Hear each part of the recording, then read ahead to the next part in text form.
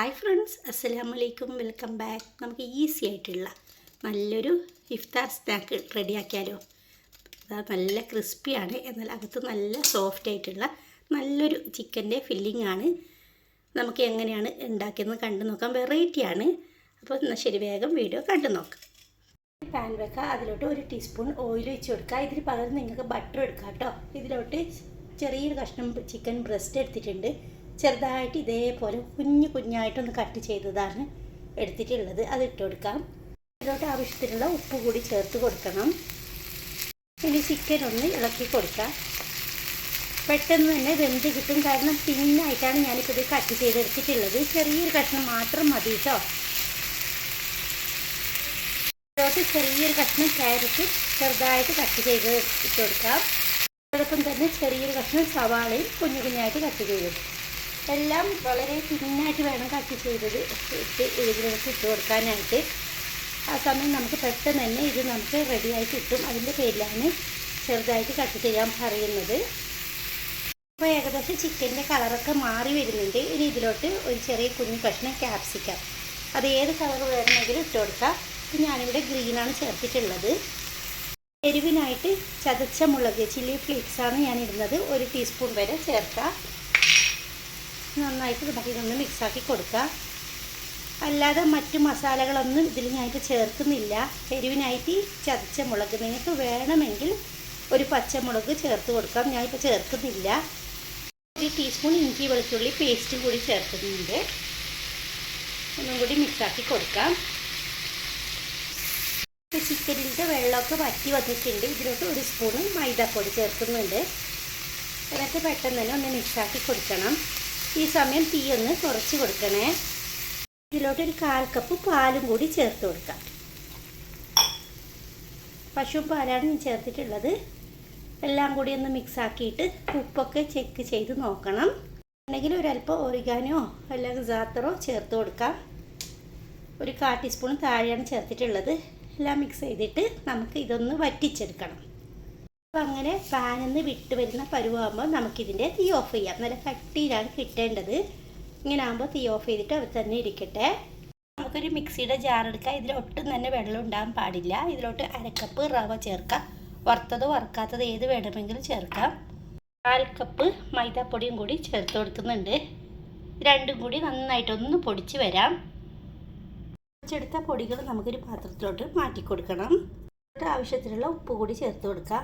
എന്നിട്ട് ഒന്ന് മിക്സാക്കി കൊടുക്കാം.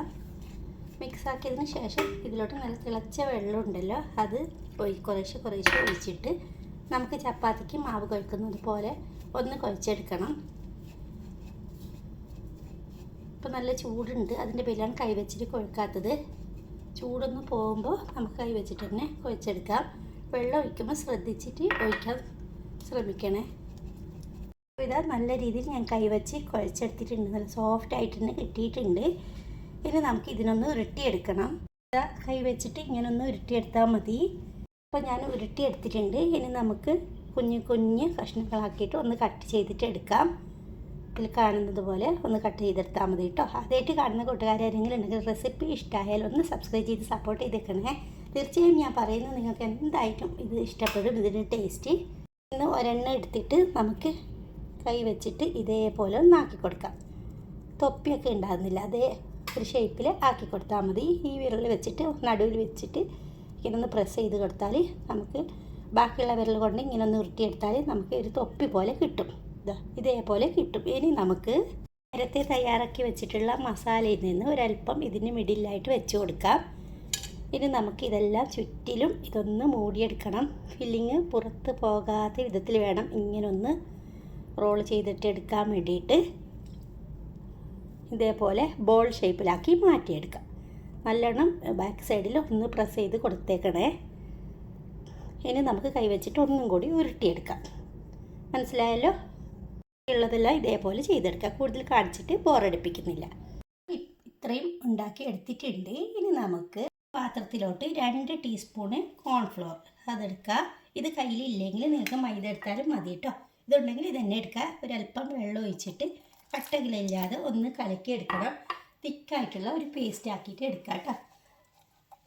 ഇപ്പോൾ കലക്കി എടുത്തിട്ടുണ്ട്. ഇനി നമുക്ക് നേരത്തെ തയ്യാറാക്കി വെച്ചിട്ടുള്ള ബോളുണ്ടല്ലോ അത് ഇതിലോട്ടൊന്ന് മുക്കിയെടുക്കാം. ഇതേപോലെ മുക്കിയെടുത്തതിന് ശേഷം ഞാനിപ്പോൾ ബ്രെഡ് ക്രംസ് സിപ്ലോക്ക് ബാഗിലാക്കി വെച്ചിട്ടുണ്ടായിരുന്നു. അതിലോട്ട് ഇതൊന്ന് ഇട്ട് കൊടുക്കാം. ഇട്ട് നമുക്ക് കൈകൊന്നും വൃത്തികേടാതെ നമ്മൾ എളുപ്പത്തിൽ ഇതൊന്ന് ഷെയ്ക്ക് ചെയ്തെടുത്താൽ നമ്മുടെ എന്താ പറയുക ബോളിന് കോട്ടിങ് റെഡി ആയിട്ടുണ്ട്. കാണിച്ചു തരാം എടുത്തിട്ട് കണ്ടല്ലോ. അപ്പോൾ നമുക്ക് കൈയൊന്ന് വൃത്തികേടാതെ ഇതിൽ തന്നെ എളുപ്പത്തിൽ റെഡിയാക്കാൻ പറ്റും. ഇതാ ഇങ്ങനെ ആക്കി എടുത്തിട്ടുണ്ട്. ബാക്കിയുള്ളതെല്ലാം ഇതേപോലെ ചെയ്തെടുക്കാം.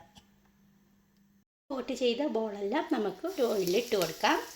നമുക്ക് തിരിച്ചും മറിച്ചും ഇട്ടിട്ട് ഒന്ന് ഗോൾഡൻ കളർ ആവുന്നത് ഒന്ന് ഫ്രൈ ചെയ്തെടുക്കാം. മീഡിയം ടു ലോ ഫ്ലെയിമിൽ ഇടാൻ ശ്രദ്ധിക്കണം. കാരണം ഇത് റവ നമ്മൾ ഒന്ന് കുറുക്കിയെടുത്തിട്ടൊന്നുമില്ല, അങ്ങനെ തന്നെ കുഴച്ചെടുത്തതാണ്. അപ്പോൾ അതിൻ്റെ പേരിൽ ഹൈ ഫ്ലെയിമിൽ ഒരിക്കലും ഇടരുത് കേട്ടോ. അങ്ങനെ ഇത് റെഡി ആയിട്ടുണ്ട്. ബാക്കിയുള്ളതും ഇതേപോലെ ഒന്ന് ഫ്രൈ ചെയ്തെടുത്താൽ മതി. അങ്ങനെ എല്ലാം റെഡിയാക്കി എടുത്തിട്ടുണ്ട്. തീർച്ചയായും ഇത് നിങ്ങൾ ട്രൈ ചെയ്ത് നോക്കണം. ഇഷ്ടമായാലും വീഡിയോ ലൈക്ക് തരാനും ഷെയർ ചെയ്യാനും മറക്കരുത്.